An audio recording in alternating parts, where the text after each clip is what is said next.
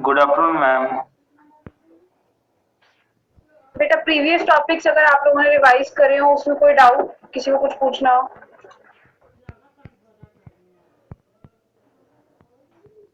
बेटा किसी को नेटवर्क में कोई इश्यू तो नहीं, आवाज आ रही है, क्लियर है? Yes ma'am. Yes ma'am.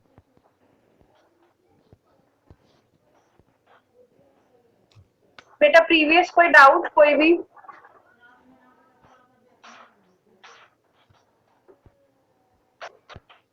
पर आपके सेशनल की सेपरेट डेट शीट बनेगी तो वो इकट्ठे ही होगा, इंडिविजुअल नहीं, इकट्ठे ही होगा जब भी डिपार्टमेंट बना के देगा।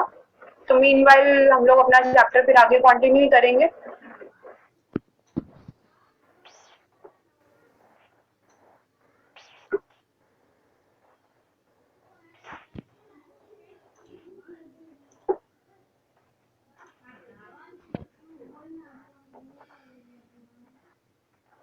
बेटा पूछना है किसी को कुछ प्रीवियस? समीना?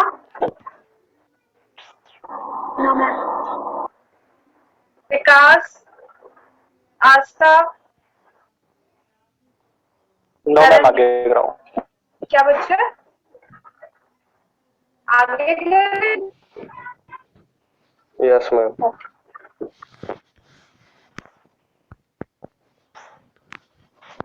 बेटा जो आगे हमने आज करना है, बेल्ट की क्लासिफिकेशंस करनी है। Yes ma'am.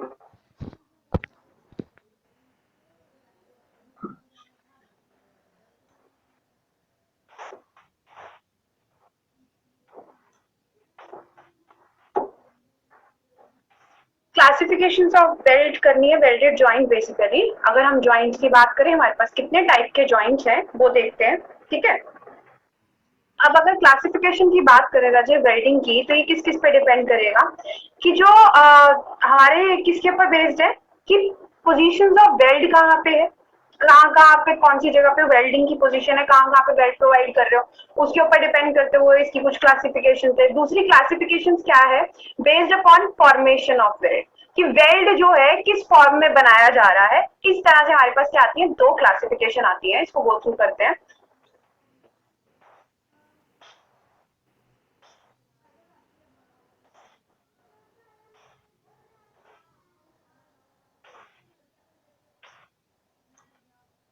तो जब हम पहली क्लासिफिकेशन की बात करते हैं, classification depending upon position of belt. बेटा स्क्रीन क्लियर है? Yes ma'am.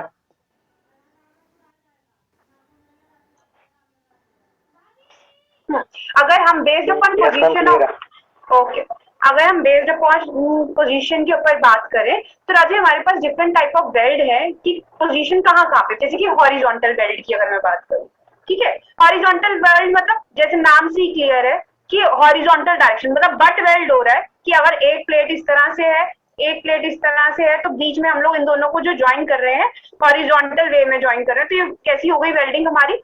हॉरिजॉन्टल वेल्डिंग हो गई, ठीक है? दूसरी अगर मैं बात करूँ वर्टिकल वेल्ड की, आप यहाँ पे देख रहे हो ये, अब एक प्लेट ये इधर हो गई, ये एक इधर एंगल लगा हुआ है, तो ये क्या हो गया? ये वाला वेल्ड जो वर्टिकली ज्वाइन कर रहा है, वर्टिकल डायरेक्शन में है, वो कैसे ज्वाइन हो गया? हमारा वर्टिकल वेल्ड हो गया। अब अगर मैं बात करूं एज वेल्ड की, एज पे कोई भी अगर आपकी वेल्डिंग प्रोवाइड करी होगी उसको एज वेल्ड बोल देते हैं।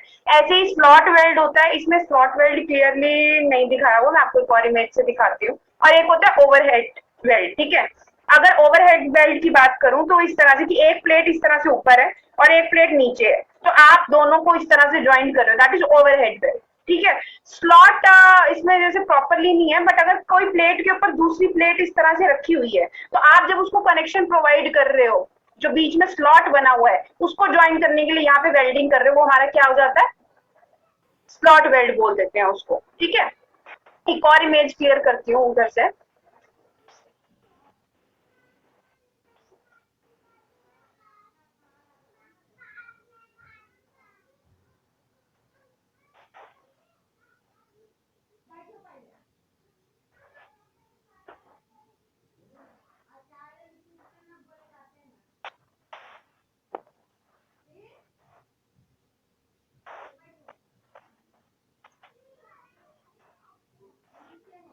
Can you see this? यहाँ पे ये स्लॉट वेल्ड क्लियर दिख रहा है यहाँ पे? Yes, इस तरह ma'am. से प्लेट रखी हुई है, यहाँ पे आप इसको जब जोड़ रहे हो इस प्लेट नीचे वाली प्लेट के साथ, तो आप जो यहाँ पे वेल्डिंग प्रोवाइड कर रहे हो उसको हम क्या बोलते हैं? Slot weld. एक और होता है प्लग वेल्ड। प्लग वेल्ड रजी क्या होता है कि मान लो ये जैसे ये देख रहे हो ये एंगल बना हुआ है, तो इसके बीच में आपने क्या किया? होल किया, इस होल को आपने बीच में क्या कर दिया? फिल कर दिया वेल्डिंग से, दैट इज प्लग वेल्ड। ठीक है, क्लियर है? वेल्ड ये डिफरेंट टाइप्स क्या क्या है, पोजीशन के ऊपर कि कौन सी पोजीशन पे कहाँ पे क्या प्रोवाइडेड है उसके ऊपर बेस करते हुए।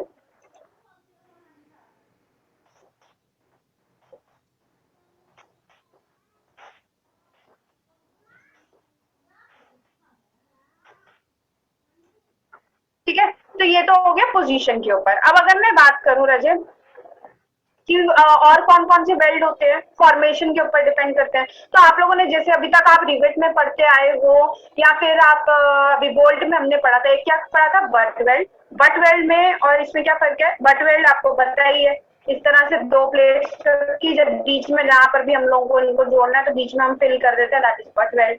ठीक है, और अगर मैं बात करूं फिलेट वेल्ड की, इस तरह से हम लोगों ने प्लेट रखी, ऊपर नीचे से ओवरलैप करी, ठीक है, और यहाँ पे जो भी फिलिंग करी दैट इज फिलेट वेल्ड। ठीक है, जो लैब में प्रोवाइड कर दी। ठीक है, तो ये कैसी हो गई? फिलेट वेल्ड और बट वेल्ड। अब लेकिन फिलेट वेल्ड और बट वेल्ड को करने के भी हमारे पास काफी तरीके हैं। ठीक है,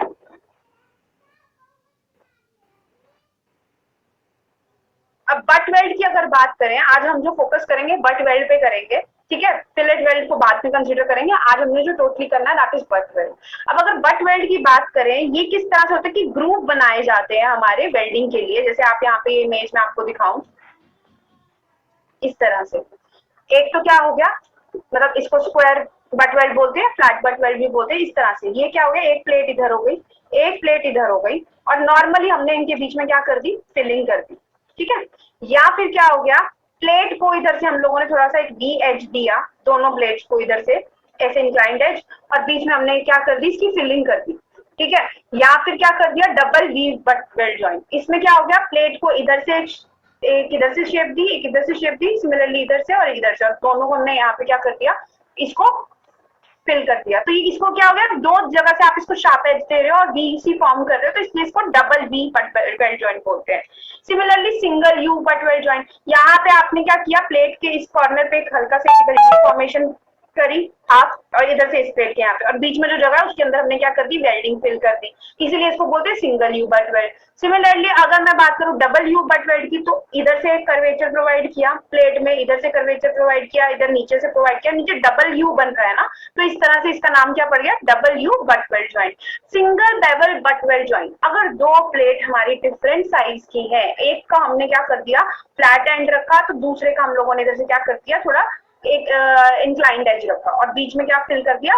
वेल्डिंग से फिल कर दिया। तो ये क्या हो गया? Single bevel butt weld joint.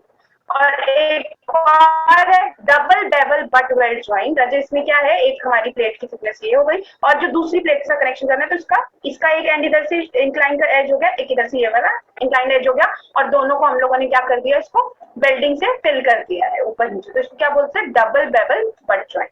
Clear है? नाम क्लियर है? Double V, single V butt weld joint, double U butt weld joint, single bevel butt weld joint, और double bevel butt weld joint. Clear है ये? Yes ma'am. ये क्या था? Butt weld के अंदर कौन कौन से टाइप के, हम एक बार बट वेल्ड है क्या है, अभी जैसे हमने स्टडी किया, क्या कह रहा है अब बट वेल्ड।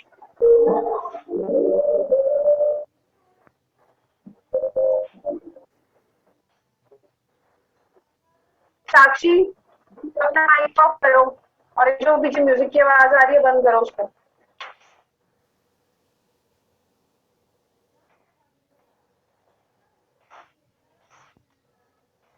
हाँ जी, बट वेल्ड की बात कर रहे थे, तो क्या है, a butt weld is also termed as groove weld. हम क्यों बोलते हैं ग्रूव वेल्ड? क्योंकि हम वहाँ पे क्या कर रहे हैं? ग्रूविंग एक्शन, प्लेट्स के अंदर हल्के हल्के ग्रूव्स फॉर्म कर रहे हैं, ग्रूव वेल्ड भी बोलते हैं इसको। इसीलिए the butt weld is used to join structural member carrying direct compression और टेंशन। यहाँ पर भी डायरेक्ट कंप्रेशन और टेंशन उसके ऊपर एक्ट कर रही होगी, हम वहां पे प्रेफर कौन सा करते हैं?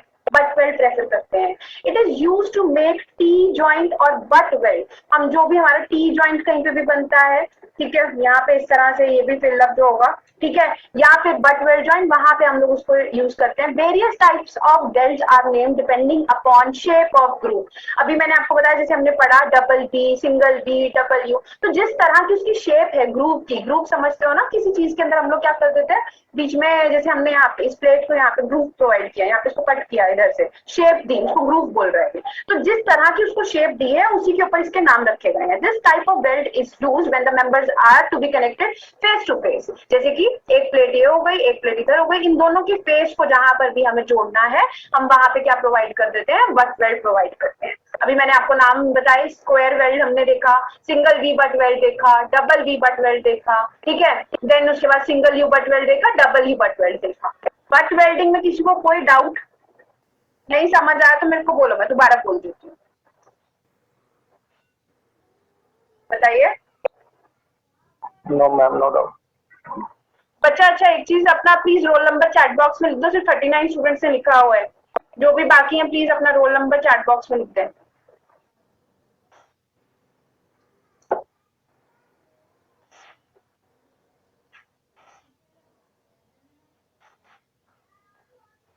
मैम ग्रूव करने से ज्यादा स्ट्रेस देगा मैम वो। हाँ जी, उसको स्पेस मिलेगी ना वहाँ पे इंग्रेस करने के लिए वेल्डिंग मटेरियल को। हाँ जी मैम। ठीक है, उसको प्रॉपर स्पेस मिलेगी। आप मतलब फॉर एग्जांपल एक मिनट, जैसे ये तो हो गया हमारा नॉर्मल स्ट्रेट एज के लिए, ठीक है, एंड सिमिलरली यहाँ पे इस तरह से। तो जो इसका क्या हम इंक्रीज क्या कर रहे हैं, इसका सरफेस कॉन्टैक्ट इंक्रीज कर रहे हैं, तो वेल्डिंग मटेरियल प्रॉपर्ली इंग्रेस करेगा। इसमें कम स्ट्रेंथ होती है, जो सिंगल भी होता है इसमें कम स्ट्रेंथ होती है, जो डबल भी होता है उसमें ज्यादा होती है। क्यों? क्योंकि इसमें क्या है, आप नोटिस करो, इसमें प्रॉपर्ली वेल्डिंग मटेरियल प्रॉपर्ली इसके अंदर फिल होगा। लेकिन अगर ये मैं सिंगल वी की बात करूँ ना, यहाँ पे जैसे एज यहाँ पे जगह कम हो जाती है, तो यहाँ पे क्या होता है, इम्पार्शियल फिलमेंट होती है, मतलब इसमें प्रॉपर फिलिंग नहीं होती है सिंगल वी में। इसीलिए हम लोगों ने डबल वी इन्वेंट किया। डबल वी में प्रॉपर्ली एक तो मटेरियल अच्छे से इंग्रेस समझते हो ना, कि मटेरियल सारा इसके अंदर प्रॉपर्ली चला जाता है, ठीक है, और सरफेस कॉन्टैक्ट भी ज्यादा होता है, इसलिए स्ट्रेंथ भी ज्यादा बनती है हमारी। यहां तक बट वेल्डिंग तक क्लियर? आगे टॉपिक कराऊं? Yes ma'am. नेक्स्ट टॉपिक क्या है हमारे पास, कुछ इंपॉर्टेंट टर्म्स है जो कि सिर्फ बट वेल्डिंग के लिए यूज हो रही हैं। आगे फिलेट वेल्डिंग की भी इंपॉर्टेंट टर्म्स है, पहले बट वेल्डिंग की इंपॉर्टेंट टर्म्स देखते हैं। क्या कह रहा है, साइज ऑफ बट वेल्ड। ठीक है, सबसे पहले क्या आता है, size of butt weld. Size of butt weld क्या होता है, equal to effective throat thickness. अब what is effective throat thickness वो भी देखते हैं। इफेक्टिव थ्रोट थिकनेस क्या होती है रजत? इफेक्टिव थ्रोट थिकनेस जो होती है हमारी डिपेंड करती है कितना वेल्डिंग मटेरियल हमारा जॉइंट के अंदर पेनिट्रेट कर रहा है। फॉर एग्जांपल दिस, एक प्लेट इधर है, एक प्लेट इधर है, ठीक है। अब इसमें कितना वेल्डिंग मटेरियल बीच में फिल हो रहा है, कितनी थिकनेस के लिए, दैट इज थ्रोट थिकनेस। अभी तो ये दोनों को अगर मैंने बोला कि दोनों की थिकनेस बराबर है तो वो थ्रोट थिकनेस हो गई। अब अगर मैं बोलूं कि एक प्लेट की थिकनेस ज्यादा है, दूसरी की थिकनेस कम है, अब मुझे बताओ थ्रोट थिकनेस क्या होगी, कम वाली की ज्यादा वाली? थिनर वाली होगी मैम। कौन सी वाली? कम वाली। कम वाली, क्योंकि इतनी जगह फिल होएगी ना, इतनी जगह भरेगी, ऊपर वाली थोड़ी भरोगे, यहाँ पे ज्वाइंट तो इसी के साथ बनेगा ना, तो इतना पे तो थ्रोट थिकनेस कितनी होगी, जितने के लिए दोनों प्लेट क्या हो रही है, वेल्डिंग के अंदर इन्वॉल्व हो रही है, दैट इज थ्रोट थिकनेस, मतलब जितना उसके अंदर वेल्डिंग मटेरियल पेनिट्रेट कर रहा है। तो अब जरा इसकी डेफिनेशन पढ़ते हैं कि इफेक्टिव थ्रोट थिकनेस क्या है। Effective throat thickness varies depending upon the penetration of weld metal. यही मैंने आपको बोला कि जितनी थिकनेस के लिए वेल्डिंग मटेरियल उसके अंदर जा रहा है वो हमारी क्या है, इफेक्टिव थ्रोट थिकनेस है। The penetration of the weld metal can be either full और कंप्लीट। ये जैसे मैंने भी आपको एग्जांपल दिया ना कि कुछ जगह में क्या होता है, हमारा पेनिट्रेशन मटेरियल क्या होता है, पूरी तरह से फिल नहीं करता है, कुछ जगह में पूरी तरह से चला जाता है। अब इसमें भी हमारे, अभी मैंने जो आपको डिफरेंट टाइप्स बताई, तो ये बताता है कि प्रैक्टिकली जब तुम करके देखोगे ना तो तुम्हें पता चलेगा कि जो डबल वी है उसमें प्रॉपर्ली पेनिट्रेट कर रहा है मटेरियल, और अगर सिंगल वी है उसमें कुछ जगह में प्रॉपर्ली मटेरियल नहीं फिल हो रहा है, ठीक है। तो डिपेंडिंग अपॉन शेप किस तरह की है हमारे ग्रुप की, उसके हिसाब से हमारी थ्रोट थिकनेस भी क्या कर जाती है, वेरी करती है, या तो फुल होगी थ्रोट थिकनेस या फिर पार्शियली होगी। अब इसको स्टडी करते हैं कि अगर फुल होगी, ठीक है, थ्रोट थिकनेस कि मतलब पूरी तरह से फुल किस किस केस में होती है, जहां पर हमारा डबल बी होता है, जहां पे हमारा डबल यू होता है, या फिर डबल बेबल ज्वाइंट, वहां पर हमारा जो मटेरियल होता है वो क्या होता है, वेल्डिंग वाला मटेरियल प्रॉपरली फिल हो जाता है, वहां पे कंप्लीट हमारी क्या होती है, वेल्डिंग मटेरियल कंप्लीटली उसमें इंग्रेस करता है। जैसे एग्जांपल दिखाते हैं यहाँ पे, कौन कौन से बोला, डबल बी, ठीक है, इसमें देख रहे हो यहाँ पे, इसमें जब फिलिंग होगी ना तो उसको इतनी जगह मिल रही है वेल्डिंग मटेरियल को कि वो इस एंड में भी फिलिंग हो रही है हमारी और इस एंड में भी प्रॉपर फिलिंग हो रही है। लेकिन अगर सिंगल वी की बात करूं, सिंगल वी में क्या होता है, मोस्ट ऑफ द केस जब आप प्रैक्टिकली ऑब्जर्व करते हो यहाँ तक प्रॉपर फिलिंग हो जाती है, थोड़ी सी फिलिंग रह जाती है हमारी, ठीक है, जब हम फिलिंग करते हैं। अब अगर सिमिलरली डबल यू की बात करें, डबल यू में भी प्रॉपर फिलिंग हो जाती है। सिंगल यू में भी बोलता है कि एक एंड तक पार्शियल फुलफिलमेंट होती है, पूरी नहीं होती, क्योंकि क्यों, सिंगल यू की तो अगर आप सिंपल नॉर्मली बात करो, आप इतनी सी प्लेट को ही क्या कर रहे हो, वी बना, यू बना रहे हो, पूरा फुल यू नहीं बनता है, नीचे थोड़ा सा आप छोड़ते हो, तो इसलिए हम इसकी पूरी फुल फिलिंग नहीं होती है, ठीक है। और अगर मैं बात करूं डबल बेवल जॉइंट की, डबल बेवल जॉइंट में भी हम क्या कर रहे हैं, पूरी फिलिंग करते हैं प्लेट की, ठीक है, तो जो थिकनेस होगी उतनी यूज होगी। तो इसीलिए वो क्या कह रहे हैं कि जो पार्शियल फुलफिलमेंट होती है वो हमारी सिंगल वी में, मतलब पूरी तरह से फिल नहीं होता, सिंगल वी हो गया या फिर सिंगल यू हो गया। लेकिन अगर पूरी फुलफिलमेंट किसमें हो रही है, डबल यू, डबल बी या फिर डबल बेवल, जहां पे भी डबल जॉइंट प्रोवाइड होगा वहां पे प्रॉपर हमारी पूरी फिलिंग हो रही है, उस केस में रजे हम थ्रोट थिकनेस कितनी लेते हैं, जहां पर पूरी, जहां पे कौन सा केस होगा, फॉर फुल और कंप्लीट पेनिट्रेशन, वेल्डिंग मटेरियल जहां पे पूरी तरह से भर रहा है, वहां पे हम थ्रोट थिकनेस कितनी ले लेते हैं, जो भी थिनर मेंबर, अभी आपने जैसे खुद बताया था, जो भी थिनर मेंबर होगा प्लेट का उतनी थिकनेस ले लेते हो। जैसे अगर एक प्लेट की थिकनेस ज्यादा है, दूसरी की कम है, तो कम वाली की थिकनेस को हम लोग ले लेते हैं, ठीक है। सिमिलरली अगर मैं बात करूं पार्शियल और इनकम्प्लीट पेनिट्रेशन, ये बेटा कहाँ पे केस होगा, जहां पे हमारा सिंगल वी, सिंगल यू वहां पे प्रॉपर नहीं होता है, उस केसेस में हमें कोड क्या बोलता है कि हमें कितना लेना होता है, 5/8, 5/8 thickness of thinner connecting member. अगर मैं बोलूं कि ये 12 mm वाली प्लेट है, ये वाली 10 mm वाली है, ठीक है, तो थिनर प्लेट कौन सी हो गई, 10 mm वाली, तो आप थ्रोट थिकनेस कितनी लोगे, 5/8 इंटू 10 mm, क्लियर। अगर अगर आपकी डबल वी बन रहा होता तो आपकी अगर 10 mm है तो आपकी वो थिकनेस कितनी हो जाती, थ्रोट थिकनेस कितनी हो जाती, सिंपल 10 mm। क्लियर है यहाँ तक, क्या समझाने की कोशिश करी, जिसको नहीं क्लियर आया पूछो। ये 2 पॉइंट बहुत इंपॉर्टेंट है, अगर ये क्लियर नहीं है तो मेरे से पूछ सकते हो।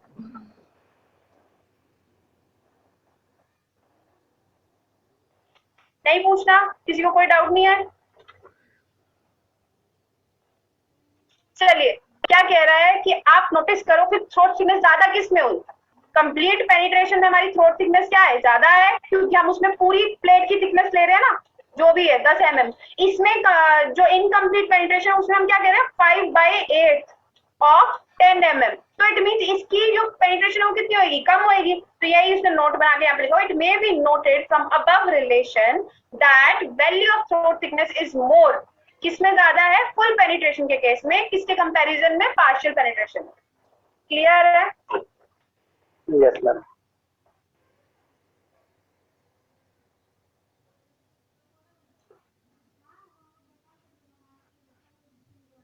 ये तो मैंने आपको डायग्राम दिखा दिया था। अब अगर हम बात करते हैं डिजाइन स्ट्रेंथ की,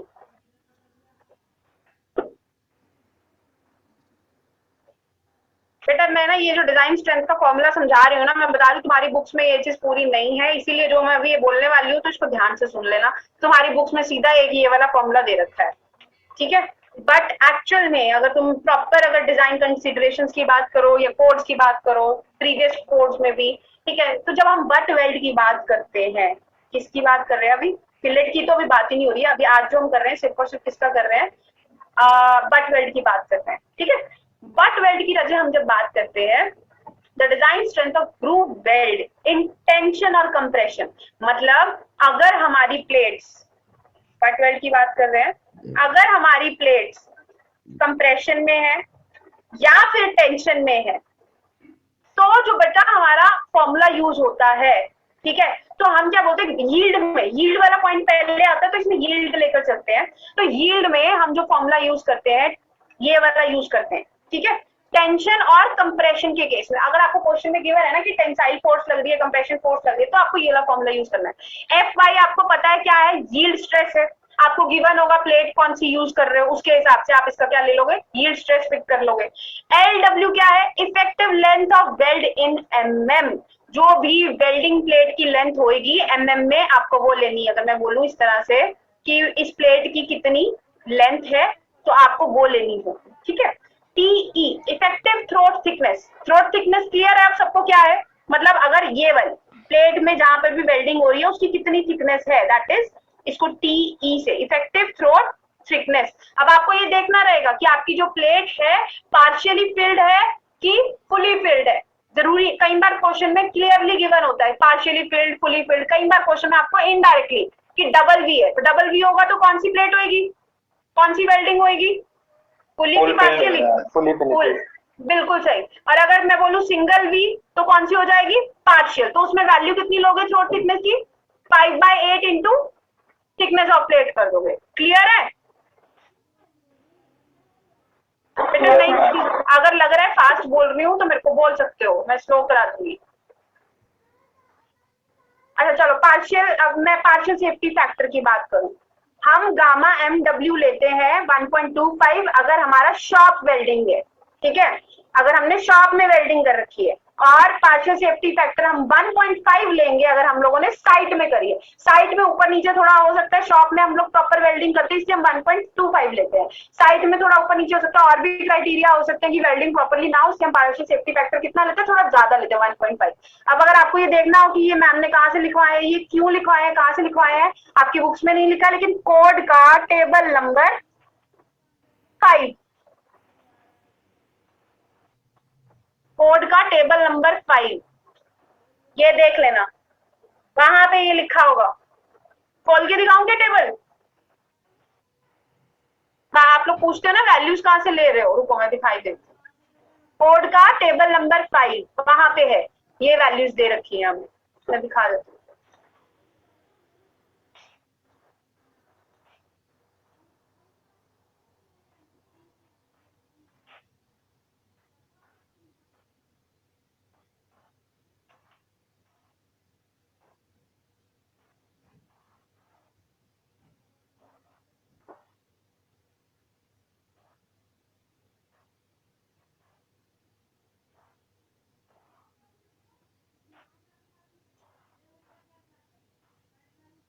पेज नंबर 30 पे होगा ये आपका टेबल नंबर 5।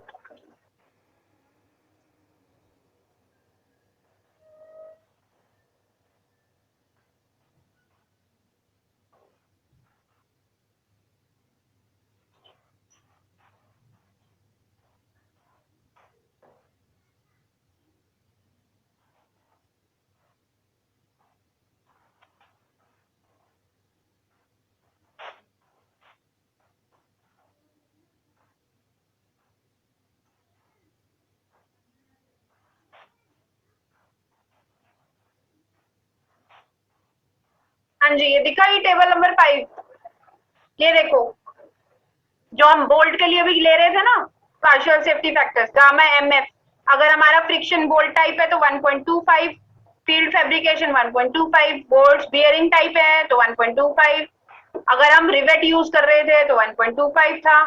अब अगर वेल्डिंग की बात करें तो वेल्डिंग में गामा एम डब्ल्यू से पार्शियल सेफ्टी फैक्टर, अगर शॉप में या फिर मतलब हम लोग शॉप में कर रहे हैं वेल्डिंग तो 1.25 पार्शियल सेफ्टी फैक्टर होगा, और अगर हमारी फील्ड के अंदर कर रहे हैं तो पार्शियल सेफ्टी फैक्टर कितना होगा, 1.50। क्लियर है कि क्यों लिया पार्शियल सेफ्टी फैक्टर? अपना अगर भूल जाओ पेपर में तो ये टेबल नंबर 5 याद रखना कि टेबल नंबर 5 में है कोड के, ठीक है।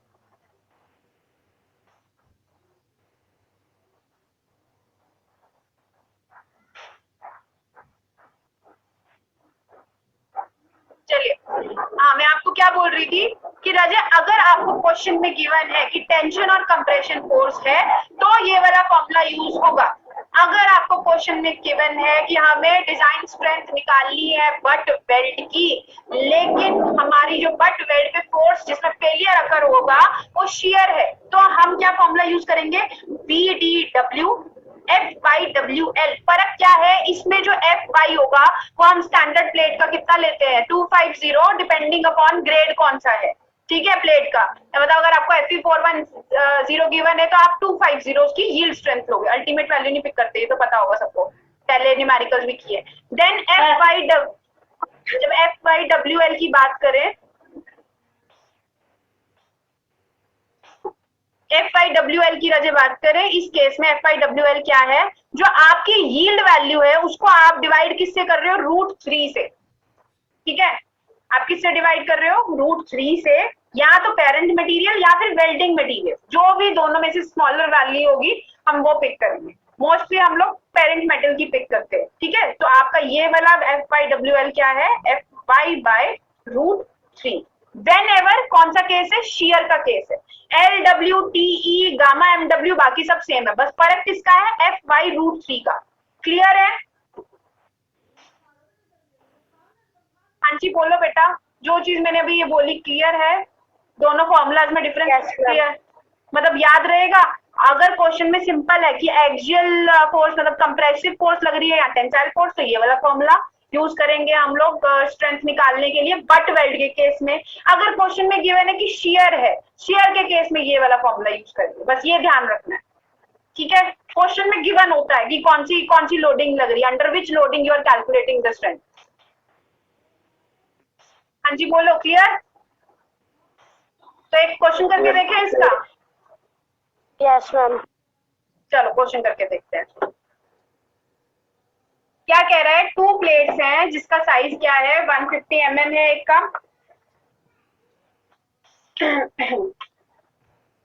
ठीक है, और उसका 12 mm थिकनेस है। दूसरा क्या कह रहा है कि दूसरी प्लेट जिसको आप कनेक्ट कर रहे हो उसका साइज कितना है? 150 mm है और 10 mm है, ठीक है। और दोनों ज्वाइंट किस केस में है? हमारे बट वेल्ड के केस में ज्वाइंट है। ये दो क्राइटेरिया में गिवन है, तो कैसा सा होगा हमारा कि 150 mm और जो दूसरी प्लेट है इधर, ठीक है, इसकी थिकनेस कितनी हो गई? 10 mm, इसकी कितनी हो गई? 12 mm, ठीक है। Are joint by butt welding, calculate the maximum tension. तो निकालनी क्या है? टेंशन फोर्स निकालनी है, ठीक है। अभी फॉर्मूला देखा हम लोगों ने, मैक्सिमम टेंशन निकालनी है, ठीक है। अब क्या कह रहा है? The joint can transmit that is strength of weld, हम लोगों ने ये निकालना है, ठीक है। मैक्सिमम टेंशन में calculate the maximum tension joint can transmit, जो वो ट्रांसमिट कर सकता है। निकालना क्या है? Basically strength of welded joint निकालनी है। अब उसने 2 केस दे दिए, एक केस दिया कि सिंगल वी का है, तो दूसरा केस किसका दिया? डबल वी का है, ठीक है। और ग्रेड कौन सा है जो स्टील का हम लोग यूज कर रहे हैं? Fe410। Fe410 है तो FY कितना होगा? 250। बिल्कुल 250 होगा यील्ड वैल्यू MPa, ठीक है। और अगर अभी बताया सिंगल वी बट वेल्ड है और एक डबल वी है, तो सिंगल वी कौन सा केस हो गया?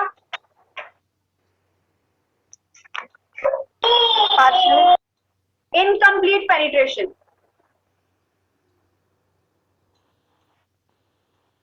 अभी बताया, याद नहीं आया क्या? भूल गए क्या बताया था अभी? कि अगर सिंगल वी है मतलब इस तरह से सिंगल वी, तो क्या है? इनकम्प्लीट पेनिट्रेशन था। और डबल वी इस तरह से, तो आपका इसमें क्या है? वेल्डिंग मटेरियल प्रॉपरली पेनिट्रेट हो रहा था, अभी बताया था। तो फर्क क्या हुआ कि इफेक्टिव थ्रोट थिकनेस इसमें कितनी लेंगे? 5/8 into throat इसमें इस वाले केस में, इनकम्प्लीट वाले में। कंप्लीट वाले में इक्वल्स टू कितनी हो जाएगी? TE इफेक्टिव थिकनेस, ठीक है। इसमें कितनी हो जाएगी? 5/8 ऑफ इफेक्टिव थ्रोट, मतलब thinner plate that is 10 mm। बस ये दोनों में फर्क है, बाकी सेम चीज है। फॉर्मूला अभी देखा था हमने, क्या था फॉर्मूला? हाँ, अब इसमें एक चीज नहीं मैंने दे रखी, न्यूमेरिकल में मिसिंग थी।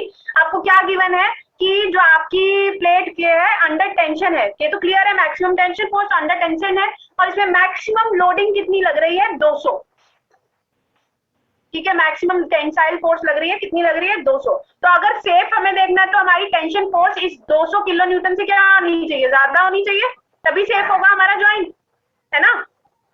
अगर कम होगी तो इट मीन हमारा ज्वाइंट क्या होगा, सेफ नहीं होगा, इट मीन वो पहले फेल कर जाएगा। तो हमें दे रखा है कि टेंशन फोर्स लग रही है, तो हमें चेक करना है कि स्ट्रेंथ कितनी है हमारी प्लेट की। तो अभी फॉर्मूला जो हमने देखा था क्या था आप लोगों का, अंदर टेंशन वाला यूज करोगे तो it mean F Y L W T E divided by gamma M W. तो पहले केस में टी ई क्या हो जाएगा हमारा 5/8 इंटू 10, बताइए जरा कितना हुआ, एमएम में है ये, कैलकुलेट करके बताओ मुझे। 6.25 मैम। बिल्कुल सही, 6.25 mm। ये क्या हो गया, टीई हो गया, ठीक है। गामा एम डब्ल्यू हम लोग 1.25 ले रहे हैं, अगर क्वेश्चन में नहीं गिवन है तो we are taking it as 1.25, ठीक है। Gamma M W 1.25।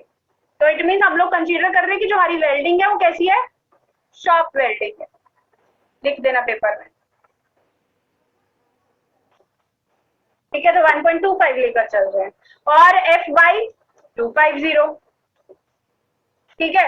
बचा क्या, एल डब्ल्यू कितना होगा बताइए, लेंथ ऑफ वेल्ड है कितनी है, क्वेश्चन में गिवन है कि नहीं गिवन है बताओ। 150। करेक्ट, एल डब्ल्यू कितना है, प्लेट का साइज गिवन है ना, 150 mm। तो पुट कर दो जरा, कैलकुलेट करके बताओ जरा, सारा वैल्यू गिवन है, बस ये निकालना ही तो था। अरे 250 है, ये एमपीए में है, मेरे को वैल्यू जो चाहिए वो कितने किलो न्यूटन में चाहिए, तो इसको इंटू 10⁻⁴ क्या कर दोगे, -3। तो ये 250 इंटू 10⁻⁻⁻3 नहीं करोगे तो वो न्यूटन में आएगी, क्योंकि लोड मेरे को जो गिवन है वो कितने में है, किलो न्यूटन में गिवन है, उसी से कंपेयर करना है, तो इसलिए इसको किलो न्यूटन में कर रहे हैं। जरा मेरे को कैलकुलेट करके बताओ कितना आ रहा है, 150 250 into 10⁻⁻³ into 150 into 6.25 divided by 1.25, 187.5 kilo Newton. 187.5 kilo Newton. बताइए जरा ये सेफ है कि नहीं, लोडिंग कितनी है 200 किलो न्यूटन की, इज इट सेफ और नॉट। नो मैम, सेफ नहीं है। लेस है, 200 किलो न्यूटन क्या है, ज्यादा है, तो इट इज नॉट, नीचे हम लोग लिखते हैं इट इज नॉट सेफ, ठीक है। तो इट मीन ये फेल कर जाएगा, यहाँ तक क्लियर। मैम ये 200 किलो न्यूटन में ये कहाँ पे दिया हुआ मैम, बेटा एक क्वेश्चन में लिखा नहीं हुआ, तो मैं आपको बोल रही हूँ कि इस पे टेंशन फोर्स एक्ट कर रही है। हाँ जी मैम। प्रिंटिंग एरर है, दे हैवंट गिवन, लेकिन एक्चुअल में अगर ये क्वेश्चन होगा तभी होगा जब इन लोगों ने आपको गिवन होगा लोड 200 किलो न्यूटन। जब आप इसका सॉल्यूशन देखोगे ना बुक में, तो उन्होंने वहां पे कंसीडर किया हुआ है गिवन डाटा में, बट प्रिंटिंग एरर है तो they haven't shown it. Clear है। नेक्स्ट इसका जो सेकंड पार्ट है डबल वी वेल्ड, तो इसमें फर्क क्या हो जाएगा, बस 5/8 इंटू 10 की जगह हम लोग सीधा क्या पिक कर लेंगे, टी 10 mm, समझे।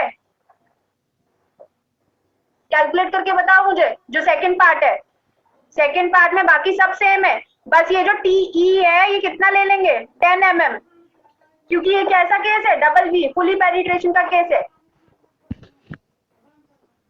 समझे। अरे भाई हाँ या ना तो बोलो। Yes ma'am.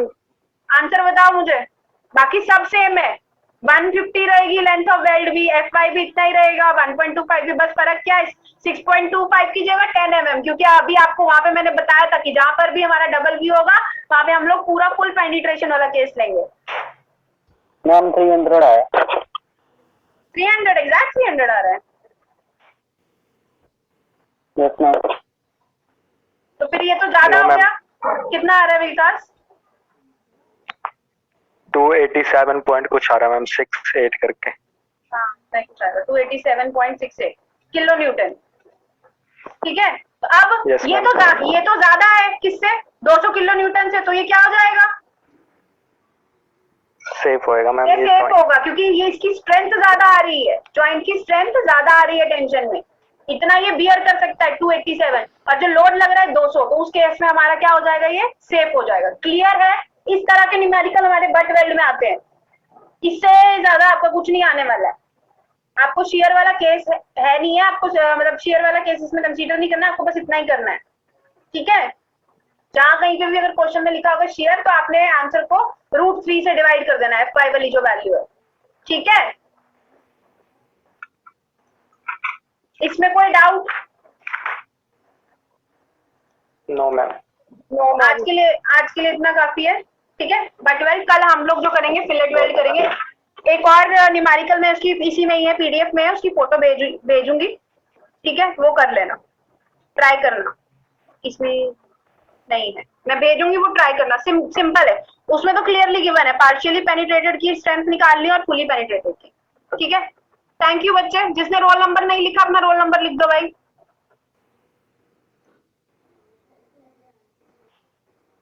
चलिए, थैंक यू, अपने आप लीव कर दो क्लास।